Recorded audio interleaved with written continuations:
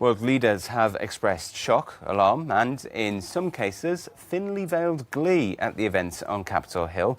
Russia said it showed the weakness of Western democracies. Iran called Trump an unchecked threat to the world's security, while China compared the violence to protests in Hong Kong. But in Europe, leaders were united in condemnation. I just wanted to express our friendship and our faith in the United States. What happened today in Washington, D.C. is not America, definitely. We believe in the strength of our democracies.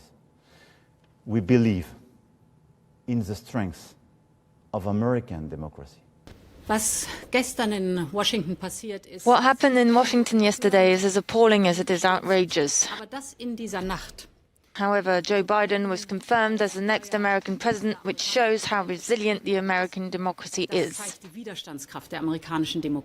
I believe that was completely wrong. I think what President Trump has been saying about that has been completely wrong, and I unreservedly condemn encouraging people to behave in the disgraceful way that they did in the Capitol.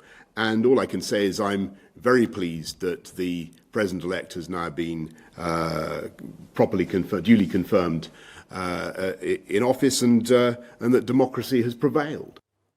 Our correspondent Maeve McMahon is standing by for us in Brussels. Good morning, Maeve. Even though we haven't seen that amount of violence here in Europe, we have seen this steady erosion of democratic values in some key member states. Yes, we have, even though, Oliver, the European Union does see itself as a huge cheerleader of press freedom, for example, and fundamental rights, and of course the rule of law, because these are the issues that are enshrined in the EU treaties, and they are issues that EU member states sign up to when they join the club. And many would argue that there's certain countries who've been democratically backsliding over the last couple of years, and it's of serious concern. Countries like Hungary, countries like Poland, that many onlookers say would actually not be able to join the European Union if they applied for membership today in 2021.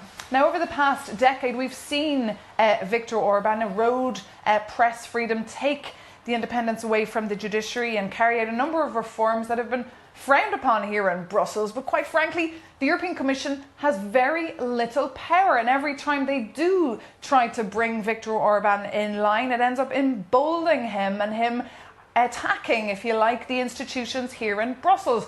And it's Vera Jourova, that's the European Commissioner for Values, who's in charge of trying to make European democracies that little bit more resilient, and of course for calling Viktor Orban out when he's out of line with EU law. And of course there is that Article 7 procedure that the EU does have in its toolbox, but quite frankly it's toothless, because it's up to member states, EU member states and governments to actually implement it, and therefore actually take those voting rights from countries like Hungary and like Poland in Council, and of course punish them.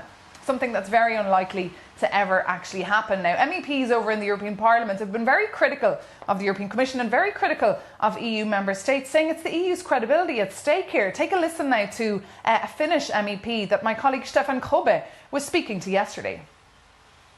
Also here, we should be very mindful what we say and how we lead the debate and the countries and even European Parliament and Europe. But then also we know that the rule of law is not the new issue here. We have been talking about it, and this is the extreme case that people do not let votes to happen in the final stage. So rule of law and democracy are the values that are not taking as a self-evident and easy, but they are something that we have to cherish and respect every day, and every one of us. And onlookers from all over Europe have been writing and saying that the riots in the United States should serve as a wake-up call to Europe's mainstream politicians to tell countries like Poland and Hungary that their behaviour is, quite frankly, unacceptable. Thanks, Maeve. Maeve McMahon joining us from